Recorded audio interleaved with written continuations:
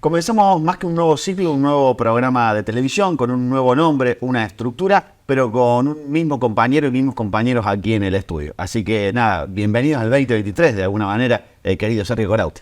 Bueno, buenas noches, un gusto estar nuevamente en otro ciclo con las mismas intenciones, las mismas ideas para desplegar en un año nuevo. Y siempre tratando de buscar historia, buscar nuestras historias, aquellos relatos que circulan en la ciudad de Río Tercero, en este caso atravesados por sus protagonistas.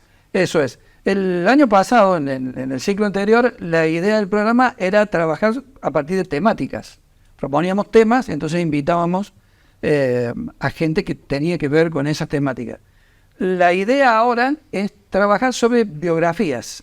Queremos escuchar los relatos personales de gente de la ciudad, de la región, que despliega, digamos, que recorre sus oficios, sus quehaceres en la ciudad, para que nos cuenten un poquito cómo fueron creciendo, cómo fueron sus biografías construyéndose, pero a partir de la cultura.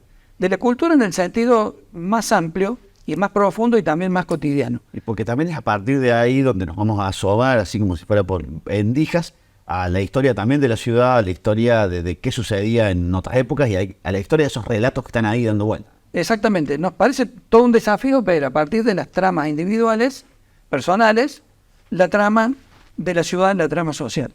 Vamos a ver si podemos ir tejiendo esa trama. Para eso tenemos hoy dos invitados, que son dos amigos, que los hemos elegido como para empezar el programa, porque sabemos que nos va a traer suerte, pero además porque sospechamos que hay biografías más que interesantes desde lo que nos puedan contar. Son ellos, Lidia Cueto, conocida profesora de teatro de la ciudad, de muchísima actividad en ese campo, y Jorge Rojo, profe de literatura de los niveles secundarios y terciarios en la ciudad. Así que con ellos vamos a empezar a hablar. Primero, bienvenidos. Muchas gracias. Buenas noches. Y también elegimos dos personas que se conocen entre sí. Y casi. Sí, un poquito. Sí, un poquito. Hace como 30 y tantos años. Muy bien. Le escapa el número, ¿viste? Así es. Bueno, queríamos preguntarles, para empezar, justamente recién dijimos que la idea era recorrer esa trama que viene, ese itinerario que nace en la infancia, que se despliega hacia la juventud, y preguntarles cuál era la relación con las canciones, los juegos, ciertos deportes, costumbres barriales o familiares, sociales, que ustedes recuerdan, y en los que fueron afirmándose como si fueran andamios que les permitían ir creciendo. La escuela a lo mejor tenía que ver con esa trama, y la cultura en general, las artes, qué artes, cuáles, de qué manera. ¿Qué recuerdan? Bueno, yo soy mendocina, así que mi infancia se remonta allá por los años 60. Yo nací en una finca, mi papá tenía viñedos y árboles frutales, así que todos mis recuerdos son jugar en la viña. En la viña con ¿Qué la lugar de arena, Mendoza? en San Martín de Mendoza.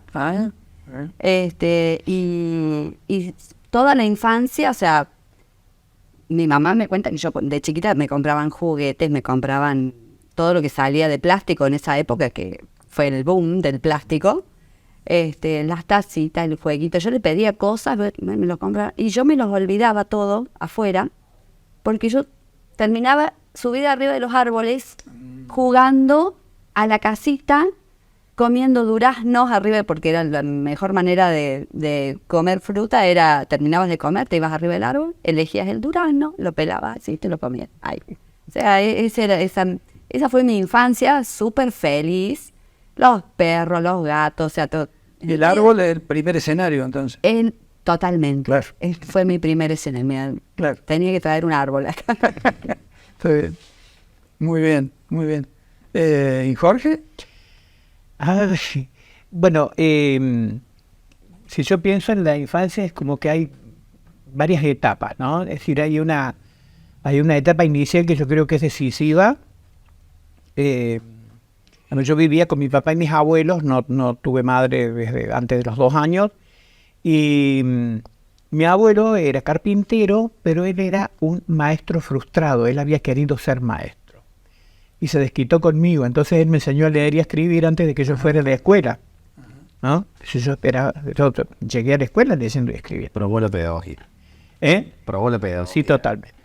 Y algo que yo suelo comentar, porque digamos, era una casa más bien humilde, de esas que teníamos un excusado en el fondo del patio, no había baño ni un Río Tercero. Río Tercero, sí, Barrio Las Flores, a una cuadra del Banco Provincia, para que te ubiques. Entonces yo a veces a los chicos, a los jóvenes o por ahí a los alumnos en el secundario les digo que en mi casa no había baño, pero había biblioteca. Mira. Porque estaba la biblioteca de mi papá y la biblioteca de mi abuelo. Y entonces ese hecho, o sea, primero yo los veía leer a ellos. Y en cuanto supe leer, pedí un libro. Y eso fue todo un problema para mi viejo porque decía, bueno, está bien, tiene 5 años el pibe, ¿qué le doy? Y terminé leyendo El último mohicano, de Fenimore Cooper. Ese fue mi primer libro. Ajá. Y una segunda etapa de la infancia, es decir, esa es una etapa de la infancia que estuve como recluido en una especie de paraísito interno que era el patio. La tierra, los soldaditos, todo ese tipo que me encantaba. Muy tardíamente empecé a vincularme con algunos vecinitos y ahí empezó el tema del fútbol y todo lo demás.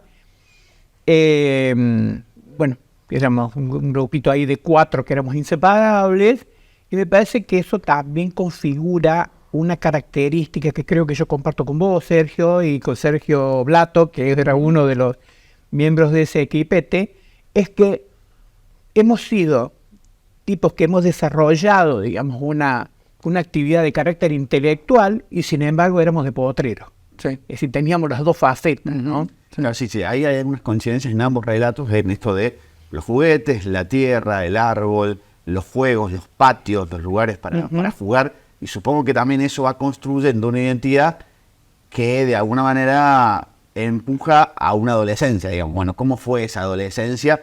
Ya también con el arte dando vuelta, digamos. O sea, la literatura, ¿qué llega primero? Claro. La literatura, el teatro, digamos. Bueno, en mi caso llega el teatro primero en la escuela secundaria, yo estando en Mendoza. En primer año yo iba a una escuela nacional, como si fuera el nacional de acá, pero allá es un edificio así, bueno, vos lo conociste, colegio gigante, así como, qué sé yo. Y fui ahí porque quedaba 3 cuadras de mi casa, o sea, ya nos habíamos venido al centro, viste la típica. Sí. Los chicos empiezan a necesitar más escuela, más cosas, y ya salís del campo y te vas un poco más al pueblo. Y bueno, esa escuela grande, linda, hermosa, bueno, ahí empecé en mi primer año y quiere el destino que un Proyecto 13, llamado Proyecto 13, no sé de dónde, yo me acuerdo que se había impuesto en muy pocas escuelas en la nación y una de esas escuelas era mi escuela. Entonces el Proyecto 13 era las materias a la mañana y por la tarde distintas asignaturas que vos elegías o talleres de formación. Y tenías que elegir 2 talleres. En realidad eligió como 6. Porque yo me la pasaba en la escuela. Yo amaba estar en la escuela. Me encantaba. Entonces, elegí charlas en francés, teatro primero. Teatro. Porque no sabía qué era eso. Bien. Me llamaba la atención. Entonces, teatro, charlas en francés, periodismo, fotografía, coro, y se me está escapando una, bueno, ya me vendrá. Y yo hacía todo porque me encantaba. Y ahí en ese taller de teatro fue así como, wow, ¿qué es esto?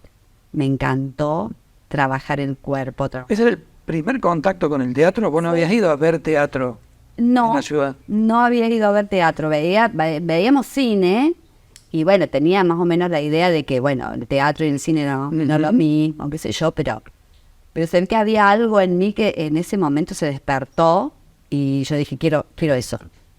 Quiero eso para toda mi vida. ¿Qué pasa cuando a tan temprana edad, nada, uno se vincula con el arte, la literatura, el teatro? Hay un grado de lucidez que se despierta alrededor del arte.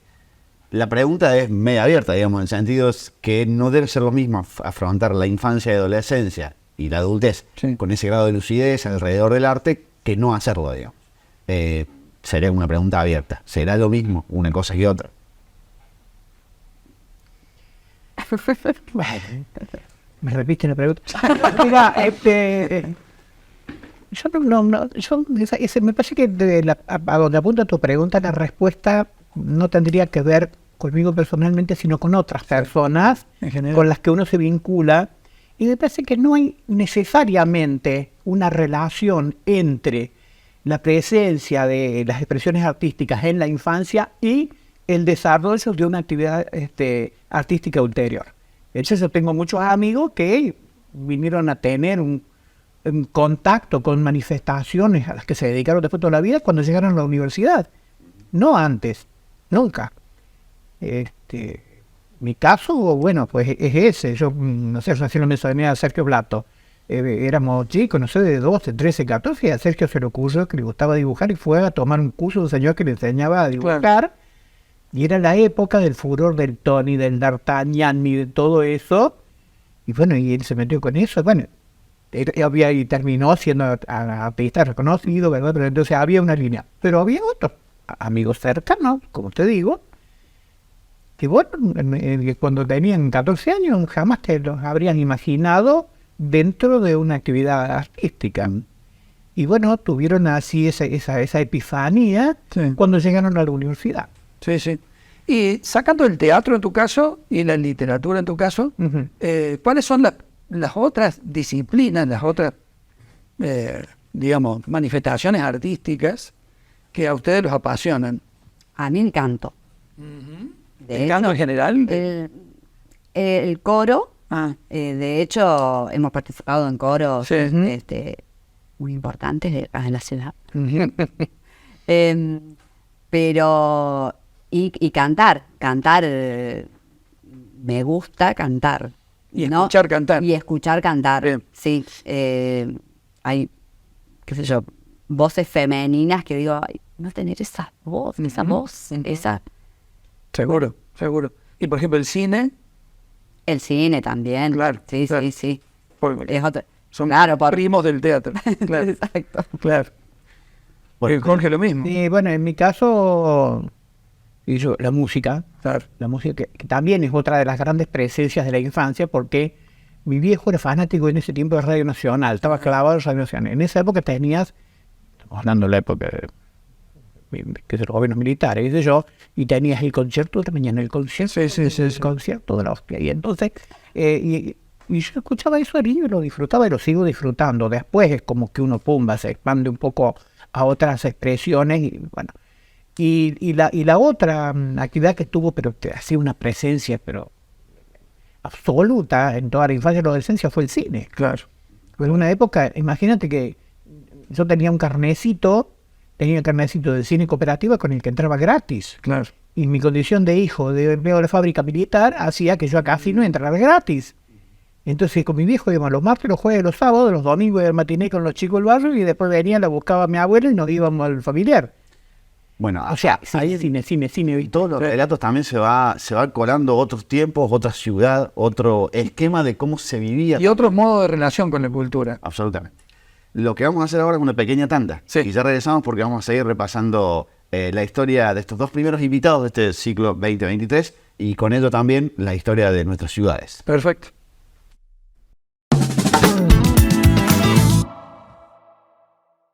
Comenzamos este segundo bloque con la primera visita en este primer programa con Lidia y Jorge, que nos están contando un poquito, digamos, cuáles fueron sus primeros vínculos con la cultura, con el arte. También queremos hablar de los modos, no solo de producción, sino los modos de consumo cultural. Exactamente. La relación que tienen las personas jóvenes cuando fueron ellos y jóvenes actuales. Claro, recién decía Jorge que tenía un pase para ir al cine casino. Claro. Bueno, uno se pregunta qué es eso, básicamente. Claro. Hoy en día todo cabe en un celular, todos los discos que uno puede tener están acá y se puede escuchar. Y estamos, si bien este programa no se va a emitir en Semana Santa, estamos previo a una Semana Santa y contamos fuera de micrófono un poquito cómo se vivía también la Semana Santa hace unas décadas, ¿no? Sí, sí. Bueno, particularmente a mí me encantaba la música culta, pero en el único momento en que podía escucharla, porque en mi casa no se compraban esos discos, era en Semana Santa. Claro. Entonces yo me subía al auto de mi papá, ponía la radio y escuchaba música sacra.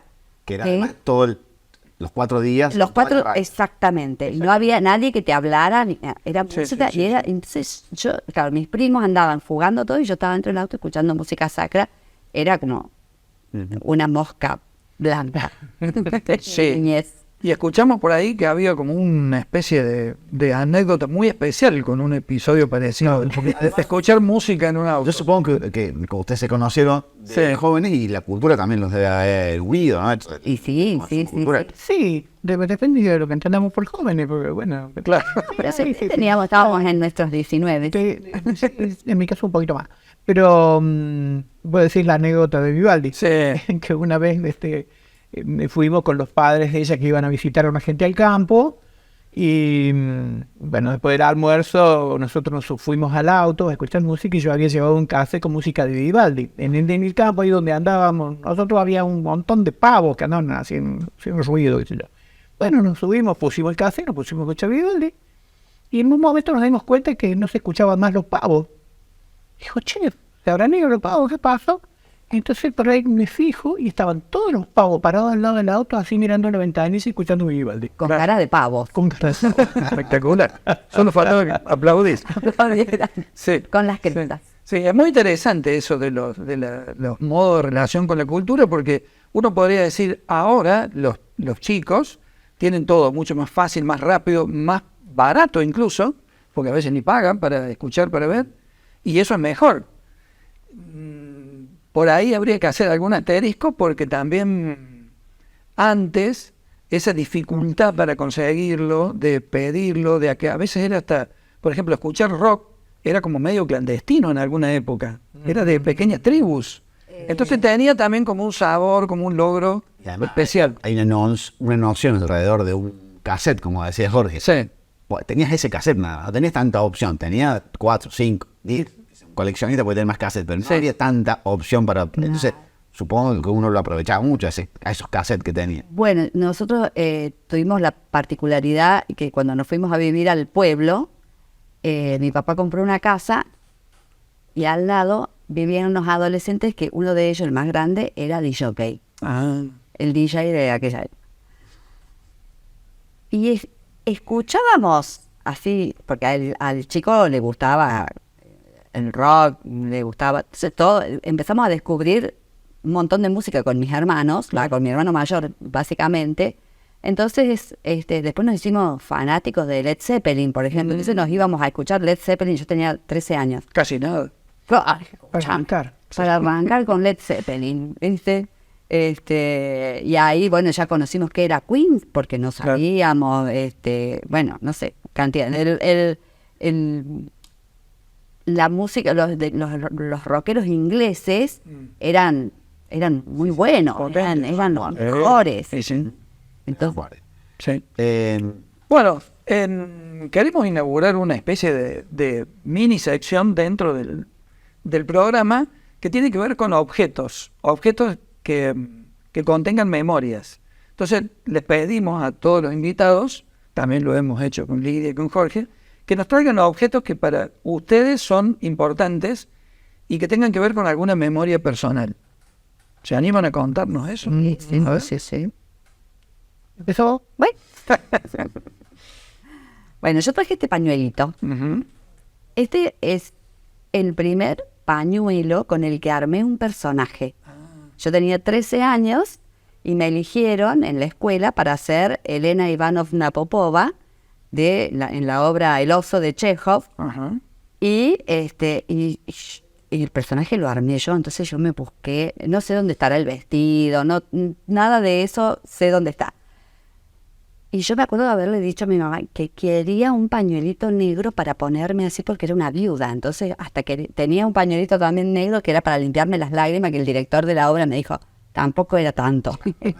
Claro. Pero yo, en mis tempranos 13 años, para mí era fundacional, que me habían elegido y después fuimos a competir con esa obra en un intercolegial que terminó siendo un interprovincial y sacamos premios y todo. Entonces, claro, esto es un tesoro, Seguro.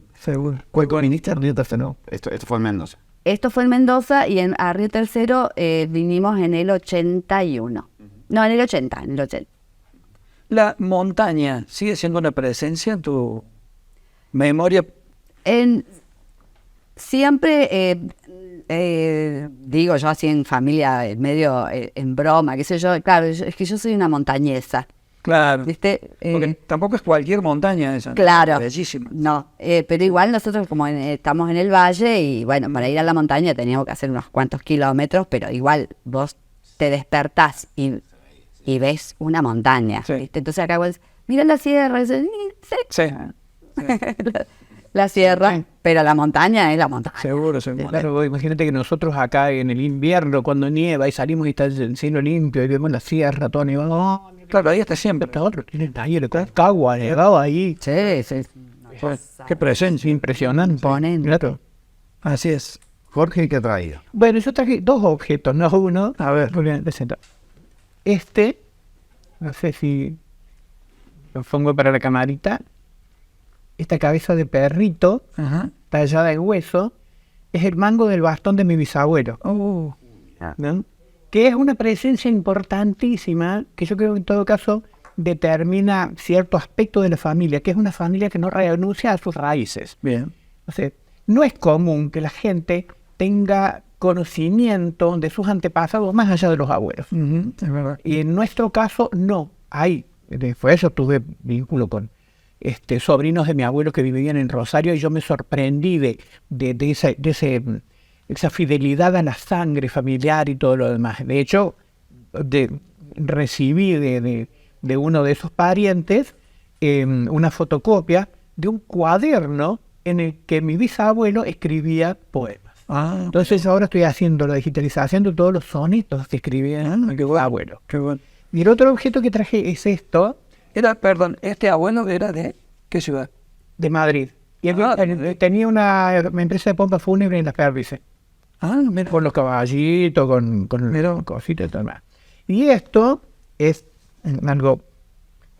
es una colección han sido encuadernadas los textos de zarzuelas Ajá. españolas. Y este librito es uno de bastantes libros que yo recibí y que también fueron determinantes en un momento de mi temprana adolescencia, de don Salvatore de Iuri, que era un señor que vivía a 2 casas de distancia de la mía, era un maestro jubilado muy mayor, es el abuelo del Mingo Bianchini, de la Mito Bianchini, de José María, y yo pasaba mucho tiempo con él, y él siempre me contaba historias y cosas que después con el tiempo me di cuenta que me había enseñado la mitología, ¿no? Y cuando él falleció, la viuda, doña Lina, me entregó parte de la biblioteca de don Salvatore, que conservo, algunas otras cosas. Ahí conocí a Emilio Salgari, que fue una cosa que... Claro. que eran los Piratas del Caribe de aquella época, pero, ¿no?